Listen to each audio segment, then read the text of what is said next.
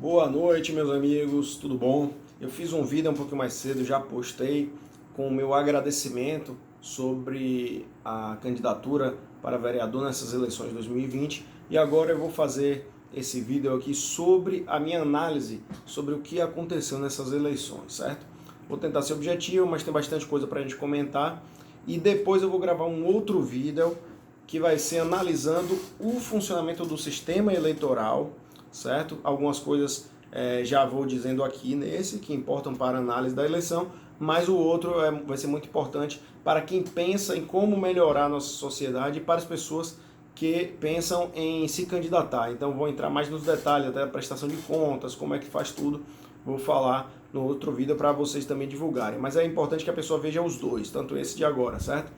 Porque eu vou analisando esse caso da eleição de 2020, mas a gente vai já pincelando também com algumas coisas do sistema eleitoral. Bom, a eleição aqui em Salvador e no Brasil todo o cenário foi bem parecido.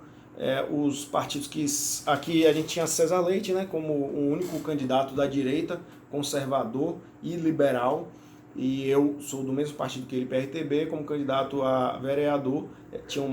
Era um total de 28 candidatos a vereador pelo partido.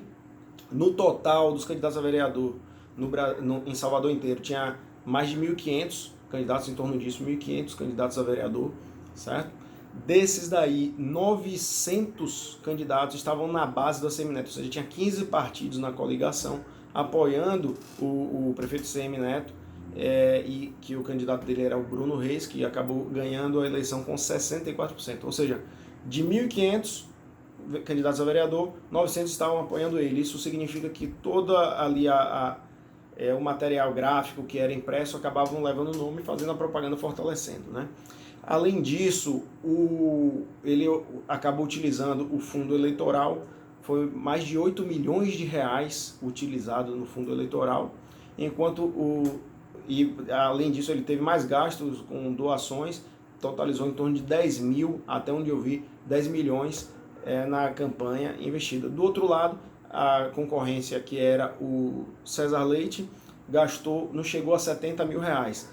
70 mil reais é claro que é um valor alto, porém para candidatura de majoritária é ínfimo, ainda mais comparando 70 mil reais com 10 milhões de reais, né?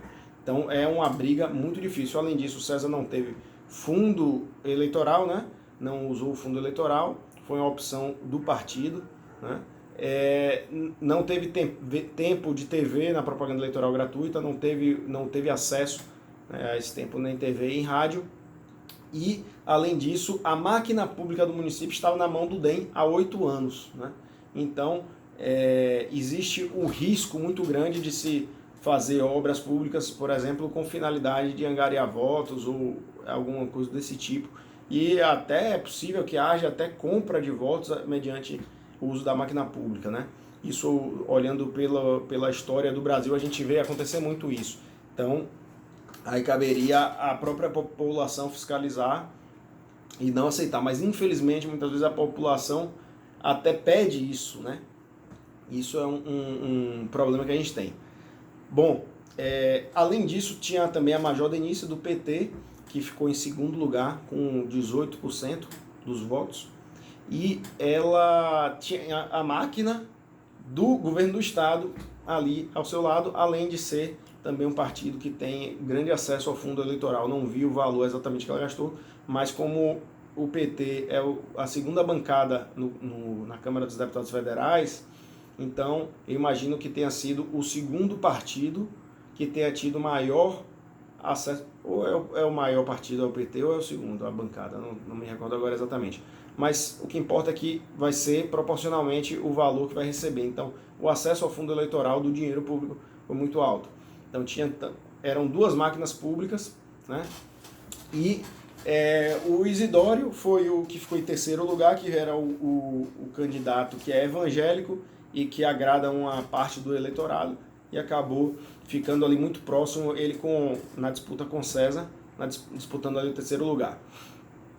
César é o grande vitorioso, se você considerar todas essas questões que estão envolvidas, o valor que ele teve para poder investir, a falta do acesso à TV e rádio, e não ter a máquina pública que, com certeza, se ele tivesse, ele agiria de um modo extremamente digno e não faria uso errado da máquina, né, para obter benefício. Então, a gente precisa rever como funciona esse sistema democrático, mas infelizmente isso acaba funcionando porque o povo é corrompido e é corruptor, certo? E essa foi até uma grande surpresa que eu tive, porque assim, eu já sabia, óbvio, que existia, né, compra de votos, mas é a primeira vez que eu tinha me candidatado, e quando eu comecei a sair na rua, o povo começava a chegar e pedir, e era muita gente, muita gente. Eu vou dar um dado para vocês. Teve um dia que eu fui fazer uma panfletagem na Barra, né? Na Barra, bairro de classe média, você imagina que vai ser um pouquinho diferente, né? Porque você imagina que pelo acesso à educação as pessoas vão ter um nível um pouco melhor. Na minha caminhada do Barra Vento até o Farol da Barra e depois voltei pela rua de dentro, nesse trajeto, em torno de 7 pessoas me pediram algum tipo de benefício. E aí é aquela coisa, né? Você chega diante da pessoa com uma classe, com poder aquisitivo menor, o pessoal quer saco de cimento, cesta básica, dinheiro, até cerveja, né? Se for, e não necessariamente aquela pessoa vai votar, mas ela vai dizer que vai votar. Então cabe ao candidato que quer fazer o que é correto, explicar para aquela pessoa que ela não vai fazer isso porque ela está querendo fazer um trabalho diferente do que se viu na política, né? Que a missão é justamente buscar uma melhora da nossa condição para que as pessoas não precisem se submeter àquilo que na verdade não é necessidade, né? As pessoas tentam se vitimizar e justificar que é pela necessidade, mas aquilo é uma necessidade só ali momentânea, né? O bem material é uma necessidade ali momentânea. Por exemplo, o cimento para fazer um reboco na casa, eu entendo, né, que realmente é uma miséria que a parte da população passa, mas infelizmente as pessoas aceitam isso, certo? Bom, e aí a gente fica pensando, isso cada vez que eu me deparava com uma situação dessa, eu achei que eu ia até me acostumar com isso e dar resposta, mas teve um momento mesmo que eu estava passando, e aí uma pessoa me pediu, eu tinha entregue um panfleto a ela, foi o Santinho, e aí eu tinha acabado de passar por uma situação dessa, quando chegou lá adiante de novo, eu tomei o panfleto e falei, não, me devolva aqui, não quero esse tipo de voto não. Peguei o panfleto e fui embora, porque é revoltante, cada vez é como se fosse uma punhalada, porque a gente está enfrentando uma engrenagem, quando a gente entra, a gente expõe ali o patrimônio, a nossa vida, um monte de gente começa a investigar, e sempre vamos tentar também prejudicar, distorcer, produzir notícias falsas, sempre vão querer prejudicar. Eu já sabia disso tudo, né? Mas disposto ainda assim a enfrentar isso tudo pela melhora do nosso país, né? Aqui no caso da eleição municipal, melhora da nossa cidade. Mas o problema é que quando a gente vê que o próprio povo se corrompe, e é muita gente, talvez seja a maioria da população, isso aqui é só uma estimativa assim, mas talvez seja a maioria, quando você chega na classe média, por exemplo, o pessoal quer um emprego, né, para si ou para outrem, e na classe alta o pessoal quer que você defenda aquele interesse como se fosse um lobby, né? Também tem uns grupos que acham que estão fazendo o que é certo, que te levam algumas cartas de compromisso querendo pautar o seu mandato, né? Então aí fragiliza a independência do parlamentar, né? Então a vinculação do parlamentar precisa ser com os ideais que ele se propõe a defender, né? Esse que é o ponto principal. Mas nesse cenário, cada vez que a gente passa por uma situação dessa, é uma apunhalada. Então foi a única coisa que me desmotivou durante o momento, que foi uma grande decepção, foi ver que era muito, muito grande o número de compra de votos, e eu esperava que fosse só a exceção, e quando eu vi estava sendo praticamente a regra, né? Mas eu ainda assim, como eu sei que eleição proporcional a gente não precisa agradar a todos, a gente precisa agradar uma fatia do eleitorado, né? E aí eu falei, olha, eu vou conseguir os votos conscientes, né? E apostei nisso. Infelizmente, a gente estava pulverizado, né? Os conservadores estavam pulverizados, o PRTB conseguiu concentrar aí 28 candidatos conservadores, mas tinha outros conservadores que estavam em outros partidos também. Então, infelizmente, se a gente tivesse conseguido se estruturar e estar todos no partido, mas cada pessoa tem sua liberdade de pensamento e a gente não tinha um direcionamento. Hoje é mais fácil, porque a gente já passou por uma eleição agora e a gente já sabe quem é quem, cada um já tem sua caminhada, já sabe quem é quem. A gente pode continuar trabalhando para estruturar e estar todo mundo junto, né?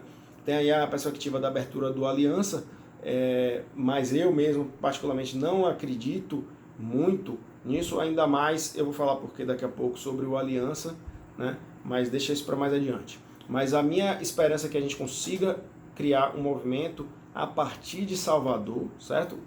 Mantendo a relação que a gente já tem, né, com os conservadores de outras cidades, outros municípios, mas a gente precisa fortalecer o movimento aqui e não ficar dependendo do favor de ninguém de fora de Brasília, porque isso daí foi até uma grande decepção. Muitas pessoas que tinham uma visibilidade poderiam apoiar muito os conservadores daqui e, na verdade, continuaram dando um apoio tímido ou então quando era mais até pra gente do centrão, né?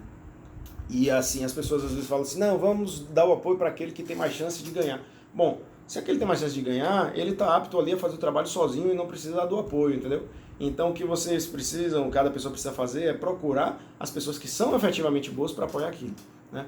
E aí vem a minha segunda decepção, que foi com relação à própria classe média, né? Que classe média, assim, que eu digo voto consciente, não apenas classe média, né? Porque o voto consciente está em todos, a gente acaba falando da classe média porque aqui normalmente é tido como mais esclarecido porque teve acesso a mais educação, mas não é necessariamente correto, porque tem gente de classe média que não vai estar esclarecido, porque não vai acompanhar a política, e vai ter gente de classe alta ou classe baixa que vai acompanhar muito mais política, vai estudar, vai se dedicar e vai ter um conhecimento muito melhor e vai ter consciência de tudo que está se passando, né? Mas o voto consciente, né, que era o voto que eu estava buscando, né, por outro lado eu tive uma certa decepção porque eu esperava mais engajamento das pessoas, né? E eu fiquei surpreso porque eu sempre me engajei muito, né? Então a gente acaba às vezes julgando o mundo a partir da nossa perspectiva. Eu sempre me engajei muito e apoiava aquele candidato que eu acreditava, sempre foi assim. E eu esperava que isso fosse acontecer, sabia que não ia ser todo mundo, mas se tivesse uma quantidade maior de pessoas. Mas eu fiquei impressionado que até pessoas que falam muito pelas redes sociais não se mobilizavam. E não porque não acreditavam, muitas vezes era porque simplesmente tem aí uma outra forma de ver, as pessoas ficam esperando o heroísmo, né? Que é um herói que chegue, meta o pé na porta, brigue com o sistema, vença todo o sistema e aí depois trabalhe em prol da sociedade. Mas isso não existe, isso é imaturo, isso é infantil. As pessoas precisam trabalhar para melhorar a sociedade, cada um trabalhar um pouco, certo? Se cada um trabalhar um pouco, aí a sociedade pode melhorar. Eu fiz um esforço hercúleo, né? Primeiro a gente trabalhou com as redes sociais, que dá uma certa visibilidade, um alcance. E só de grupo de WhatsApp eu tenho em torno de 50 grupos de política, certo? Então, imagine que isso é humanamente impossível para se gerir, né? Teve um momento que eu já não conseguia mais gerir, porque acumula várias outras funções, e eu não parei de trabalhar, continuava trabalhando e fazendo a campanha, né? Indo para a rua, é claro que eu tive que parar uma boa parte do meu tempo de trabalho para me dedicar à campanha, todo dia indo na rua, caminhando, conversando com as pessoas, levando santinho, panfleto, e aí, e além disso as redes sociais. Nos grupos de WhatsApp que eu mencionei, tem em torno de 3.000 pessoas ali, né? Só que essas 3.000 pessoas muitas vezes não acompanham também o que tem no grupo e não se esforçam para buscar conhecer. Chega na última semana, tem gente que se identifica como conservador, mas que não sabia quem era um candidato. Ah, não tem nenhum candidato conservador em Salvador. Fala, peraí, como não, rapaz? Vai pesquisar um pouco. Se a pessoa sair um pouquinho da comodidade para pesquisar, e quando ela pesquisar e ela olhar as propostas, ver a trajetória, conhecer o currículo, ver quem é aquela pessoa, se ela tem qualificação, se ela é bem intencionada, e aí a pessoa precisa começar a ajudar a promover, a divulgar aquele candidato, né?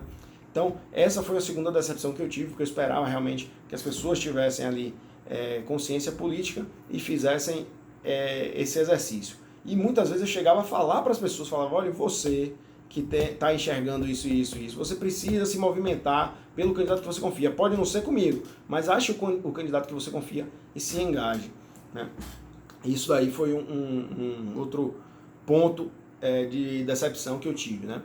Eu já sabia que eu ia enfrentar perseguições políticas, que houve bastante, principalmente a minha impressão é que essas pessoas normalmente tinham algum tipo de ligação com o DEM, isso ficou claro, e até a questão da polarização política que a gente vê, na verdade um partido de centrão que domina a máquina pública, né?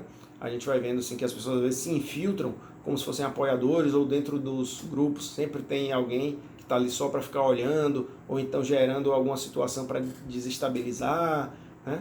Então isso acontece bastante, e a minha preocupação muito grande é com o DEM. Então a minha luta maior foi para combater o DEM, e eu vejo que essa minha percepção foi correta, porque quando você olha hoje o cenário da eleição no Brasil inteiro, os grandes partidos que saíram beneficiados foi justamente o DEM, o PMDB, que hoje é MDB, o PSD e o PP, né? Só partido de centrão e centro-esquerda, né? Então, e o Republicanos aqui em Salvador saiu muito fortalecido também. Então, esses partidos, eles representam aí um centrão que vai estar buscando se manter no poder e não necessariamente ter uma vinculação à esquerda, como PT, PCdoB, PSOL, se enfraqueceram em algumas capitais, em outras se fortaleceram, né? Mas o que importa é que a direita conservadora foi um fracasso, né? Foi um fracasso eleitoral, não por conta dos candidatos. Os candidatos foram guerreiros. Quando eu escolhi o meu número, foi 28.300. 300 eu fiz uma escolha com base no... Tem duas situações. Tem da Esparta, da Grécia Antiga, que tinha os 300 guerreiros, né? Inclusive tem os filmes. E também tem Gideão e os 300. Ou seja, na Bíblia, em que 300 guerreiros se unem e buscam ali uma vitória, se entregando pela luta do que eles acreditam, né? E sem medo desafiam ali até a própria morte, né? Então esse foi o pensamento quando eu escolhi o número 28.300, e eu esperava que eu fosse encontrar os guerreiros que iam estar ali na luta. Muitas pessoas realmente apareceram pelo mundo, pela vida e pela caminhada, e isso me deixou muito feliz, e eu fiz um vídeo de agradecimento já sobre isso. Porém, eu esperava que houvesse mais engajamento de mais pessoas por conta disso. Pode ser que o meu projeto, a minha ideia eu não tenha passado, não quero atribuir a culpa a ninguém, ficar me vitimizando, não. Mas se vocês entrarem no site que eu criei, vocês vão ver lá as propostas, o currículo, trajetória, e o que eu fiz na rede social, a quantidade de ação que eu tenho na minha trajetória de atuação como cidadão, sem ganhar nada, o que eu tenho feito, o que me esforcei para divulgar, com pouco dinheiro. Meu gasto de campanha não chegou a R$4.000, certo? Dinheiro do meu próprio bolso que eu tirei para investir, né? É pouquíssimo se você considerar que o gasto de campanha para os vereadores normalmente chegam aí para os que têm uma base de investimento, chega a R$450.000, né? Esse é o limite aí do Tribunal Eleitoral. Então pode ser que eles gastem mais por fora sem declarar, mas dentro da declaração até 450 mil. Agora, se eles gastarem por fora, estarão cometendo ilegalidade, né? Então a gente tem um problema econômico grave dentro da nossa legislação, e a legislação ela acaba prejudicando ainda mais, porque ela cria diversas obrigações burocráticas que inviabilizam as candidaturas independentes, muitas vezes ou dificultam, é muito complicado, né? Mas sobre essa eleição, a gente viu esses partidos que eu tinha citado, PP, DEM, PMDB, PSD e Republicanos como os grandes vencedores, os partidos do Centrão. E a gente viu o Bolsonaro, e aqui eu faço uma crítica ao Bolsonaro, porque inclusive ele já pode ser chamado agora de Bolcentrão, né? O Bolcentrão, ele não se envolveu, não preparou nomes para levar, mas ele tinha o medo porque houve os traíras do PSL. Sim, e aí ele vai fazer o quê? Ou ele desiste de política, ou não. Ou então ele não é o guerreiro não vai desistir, né? Se o soldado tem medo, que vai à guerra e tem medo de morrer, é covarde, não é? Então ele não pode se acovardar. Sei que ele tem muitas coisas em Brasília, mas durante a pandemia a gente viu que os prefeitos e governadores fizeram, então ele tinha que ter se empenhado para ajudar os nomes, até a trazer bons nomes, né? Ele tinha condição de ter feito isso, era quem estava na melhor posição para fazer isso e não fez, né? O que ele fez foi pegar os nomes que se formaram, assim você pode pensar, não, mas ele pelo menos estava dando liberdade para que aquela própria estrutura daquele município política, né, se movimentasse. Mas ele está há 28 anos aí na política, então ele sabe muito bem como é que funciona. Então ele tinha o dever de ter se posicionado, mas o problema foi que quando ele, ou então ele poderia até não se posicionar, mas quando ele se posicionou favorável aos nomes de Centrão, entendeu? Por isso que agora ele pode ser chamado sim de Bolsonaro, porque ele não, depois dele ter falado que estava namorando o Rodrigo Maia, depois dele ter feito vários acenos já para o Centrão, ter botado o Cássio Nunes no STF, agora simplesmente ele apoia lá o Russomano, né, em São Paulo. Quem foi mais que ele apoiou? Aqui em Salvador ele acenou para um determinado candidato e na justificativa dele mostrava a foto do cidadão pedindo voto e falava porque é filho de um amigo meu, né? Bom, isso não é critério para escolha, né? Aí ele ainda falou, ele defende as nossas pautas, falou de um modo assim generalizado, mas o que eu vejo é que o Bolsonaro tem participação, tem culpa, participação, é cúmplice nessa grande derrota que foi para o conservadorismo nessas eleições. Quem foi o grande perdedor foi o conservadorismo para ingressar na política. Mas parabéns também, por outro lado, para cada um dos guerreiros que se candidataram, enfrentaram toda essa estrutura sem financiamento buscando. E também o outro culpado, como eu já mencionei, são os eleitores que deveriam ter se engajado e não se engajaram, né? Esse daí deixa o meu puxão de orelha, porque se alguém quer mudança social, não fica esperando que vai aparecer o herói, certo? Aí a gente fala assim, não, mas eu vou ajudar, mas não vou mais ser candidato, não, eu ajudo outras pessoas, mas não quero ser candidato. A pessoa, mas aí você vai desistir agora? Pera aí, eu tenho o meu projeto de vida, você tem o seu, cada pessoa tem seu projeto de vida, né? Ninguém está querendo, quando a gente se coloca para tentar levar uma melhora para a sociedade. Agora, se a gente vive numa democracia e o povo não escolheu, apesar de todo o esforço hercúleo feito por cada um dos candidatos, né, a gente não tem que parar a nossa vida, não é como o objetivo de vida seja ocupar um cargo eletivo. Não é esse. O objetivo não é esse, pelo menos dos bons candidatos. Então cabe ao povo olhar, não transfiram a responsabilidade. Cabe ao povo olhar dentre os candidatos que tem, pesquisar e ajudar a esses candidatos. Se não fizeram isso, paciência. O Brasil tem o povo, tem o governante que merece. Isso nunca fez tão sentido na minha cabeça como depois de eu ter passado por um processo eleitoral. Inclusive, aconselho a que todo mundo passe para aprender mais do que sobre esse processo eleitoral, né? Bom, mas deixa eu comentar mais algumas coisas. Eu já falei do orçamento, né, da diferença de orçamento que a gente viu aqui no caso de Salvador. Tem a questão da eleição proporcional. Teve candidatos muito bem votados, que ficaram entre os 43 mais votados. Você sabe que são 43 vagas, porém, como não é majoritário, muitos desses não entraram, né? Muitos desses não, foram poucos que tiveram um voto expressivo, assim, mas não entraram. E tem suplente que tem 0 votos, por exemplo. E normalmente esses que tiveram poucos votos são mulheres, não porque elas não devam ser votadas, mas cabe também a gente levantar aqui uma suspeita, não em todos os casos, mas em alguns podem ter, que tenha sido aquelas candidaturas laranjas, de completar com candidatura de mulher, porque existe uma lei eleitoral que exige que tenha um mínimo, ali eu não sei se é de 30% de um dos gêneros, né? Então teria que rever também essa lei eleitoral. Bom, mas então tem suplentes com 0 votos, mas gente que estava com 5 mil votos não entrando, né, no sistema. Então nosso sistema está bastante errado, mas eu já parabenizei também no caso sim, vamos lá. DEM e PT aqui em Salvador, somando, tiveram mais de 80% dos votos, certo? E isso é preocupante.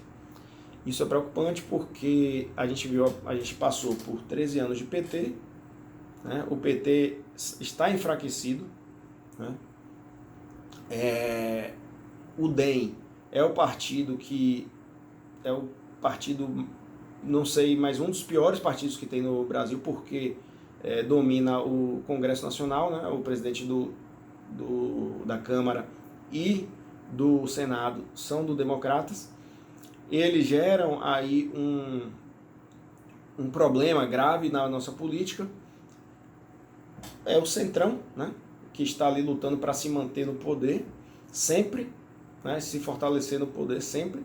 E a gente viu o que foi feito na pandemia. O que foi feito na pandemia, Salvador, nos 8 anos agora aí de ACM Neto, apesar de ter tido uma maquiagenzinha, ele prejudicou muito a economia. Você viu que muitos negócios foram fechados, muitas lojas fechadas, isso antes mesmo da pandemia. E durante a pandemia só fez pior. Hotéis mesmo bastante fecharam, a gente viu tudo isso, e na pandemia piorou, né? Então a pandemia de certo modo até serviu para jogar para debaixo do tapete para tentar dizer que foi a pandemia, mas não, já havia problemas econômicos muito graves desde antes. Isso significa aumento de desemprego, aumento da fome, miséria, né? E o avanço sobre as liberdades, que isso me preocupa muito, né? O avanço do Estado, em que tem um processo judicial que eu fiz contra o município, que a procuradora do município ainda justifica que o Estado forte seria a única solução. Mas olha só, o Estado forte ele avança contra o cidadão, né? Contra as liberdades do cidadão. Então é isso daí que 80% da população está votando para manter no poder, DEM e PT, certo? Depois dos acenos aí que o presidente do DEM, o ACM Neto, já fez, falando que se aliaria ao DEM, já teve relações aí com o PDT também, né? Então, e nesse contexto todo a gente vê também muita gente desacreditada da política, e eu até entendo que tem motivos para ser desacreditada da política realmente, só que se a gente desacreditar da política, o que é que a gente vai fazer? A gente vai ser governado por quem está dentro da estrutura, né? Então, os bons precisam se envolver para que os maus não triunfem, né? Então, a gente teve 26% de abstenção, 500 mil pessoas, mais ou menos, não foram votar, certo?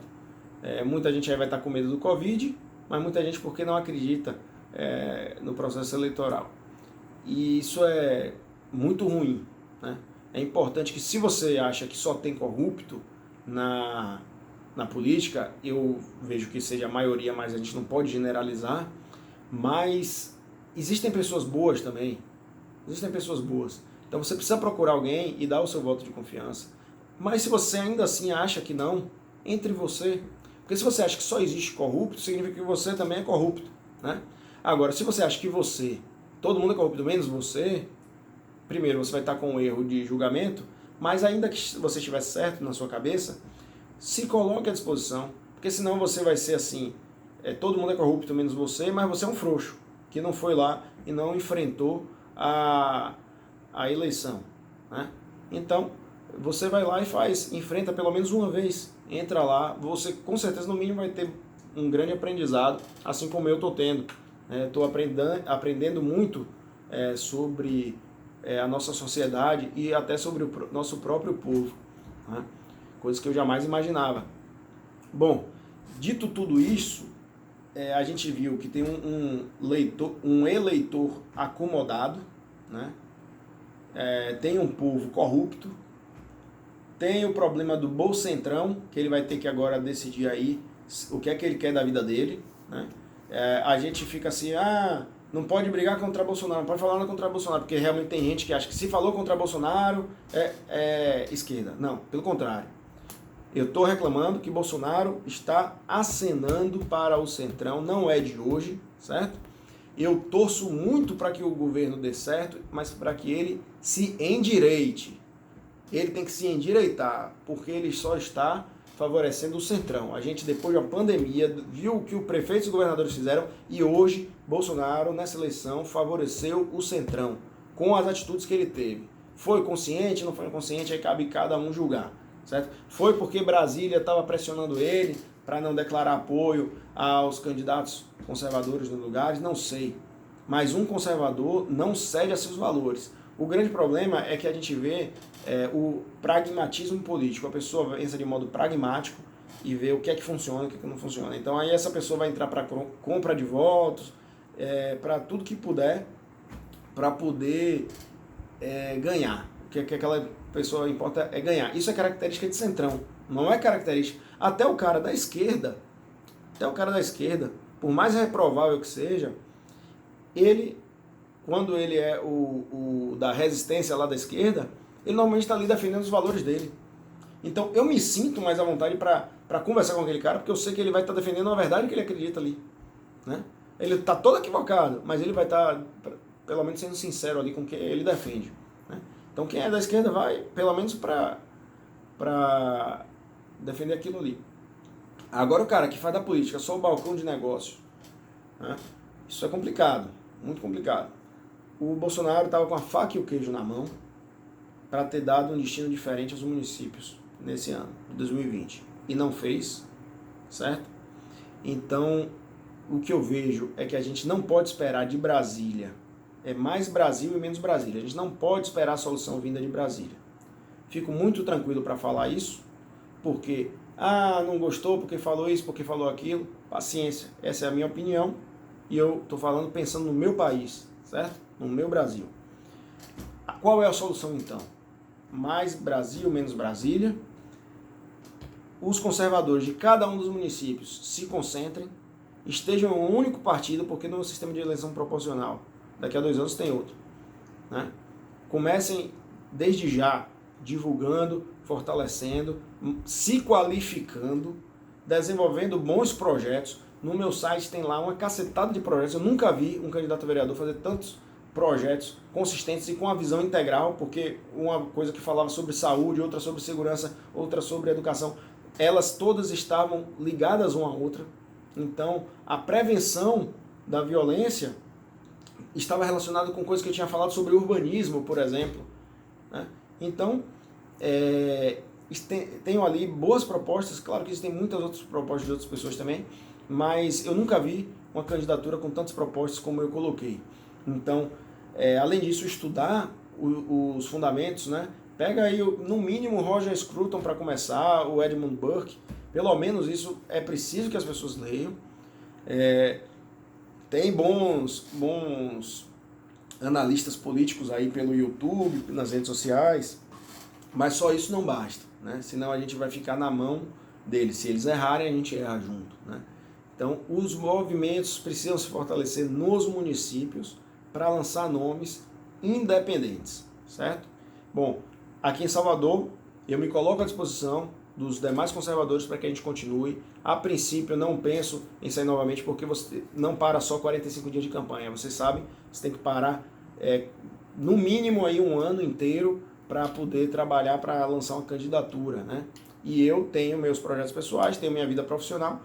Não só gastei dinheiro na campanha, como deixei de ganhar no momento em que eu tive que abrir mão de pegar processos novos. Eu sou advogado, deixei de pegar processos novos por conta disso, só mantive os processos antigos. Então, me prejudiquei financeiramente, deixei de ganhar e eu gosto muito do meu país, mas eu tenho minha vida também, né? Poderia até morrer pelo país se as outras pessoas também estivessem dispostas a isso, né? Mas quando você vê um povo sendo corrupto, eu vou fazer o que estiver ao meu alcance e vou ajudar a alavancar nomes do conservadorismo. Eu quero reunir todo mundo, todos os conservadores em um partido. Agora, quem é centrão e se finge conservador, não. Continua lá com o seu centrão, certo? Então, para entendedores entenderão, né? Quem sabe para quem eu estou me referindo aqui, especificamente. Mas, enfim, os conservadores, então, unidos, vamos trabalhando junto para fortalecer, se qualificando cada vez mais, todo mundo fortalecendo isso e trabalhando nos bairros, certo? A gente tem que fazer trabalho nos bairros para chegar até lá. Agora, e também dentre as especialidades profissionais, na área de saúde, na área jurídica, nas outras profissões todas, a gente precisa também entrar nelas, certo? E hoje a gente já tem uma certa estrutura para fazer isso, né? E sempre que os eleitores conservadores se engajem, vocês precisam ser parte disso. Não queiram esperar que outra pessoa faça por você. certo?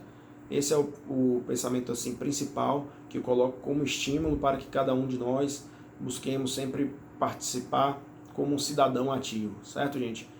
No mais, muito obrigado. Eu vou fazer um outro vídeo analisando prestação de contas, funcionamento do sistema eleitoral, para estimular que pessoas de bem intencionadas e bem capacitadas possam ter um caminho mais fácil, para já ter um pouquinho já o caminho um pouco mastigado, para a pessoa entender o que ela vai enfrentar, né? Mas não vai ter facilidade não, vai ser difícil sim, mas eu espero que pelo menos que com isso eu favoreça aqui entre mais candidatura. Se nessa a gente teve 1.500 candidaturas, sendo 900 ligadas ao partido da situação, a gente precisa fazer o oposto. A gente precisa que tenha mais gente que seja bem intencionada de fora da política, que busque uma renovação política com integridade, que foi o que eu sempre falei muito, foi o mote aí da minha campanha, que eu falei muito em renovação política com integridade, além dos valores do conservadorismo, né? De Deus, pátria, família, verdade e liberdade, né? Foram esses... eu fiz uma campanha muito limpa, muito bonita, muito íntegra, e eu estou muito satisfeito, saio com cabeça erguida, com um sentimento de missão cumprida, e vou continuar defendendo aí o conservadorismo, gente. Bom, a minha leitura sobre a política é essa, e eu digo que, diante de tudo isso que eu falei, eu não tenho dúvida que a democracia é uma fraude, certo? É forte essa frase, mas é a minha percepção. A democracia é uma fraude que só serve para manter o poder. A democracia funciona como um mecanismo de garantia da permanência dos corruptos no poder. A gente não vive numa democracia real.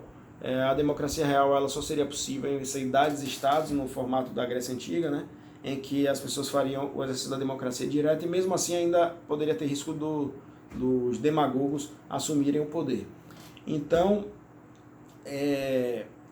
a gente hoje pode continuar tentando, trabalhando dentro do sistema. Se houvesse um grupo armado que tentasse tomar o poder e fazer uma certa revolta, rebelião, tomasse ali aquela estrutura, né? Logo seria sufocado pelo poder estatal, e não seria o ideal, porque muitas pessoas morreriam, e não é isso o ideal. Política é uma disputa de poder, porém a gente pode fazer isso da melhor forma possível, né?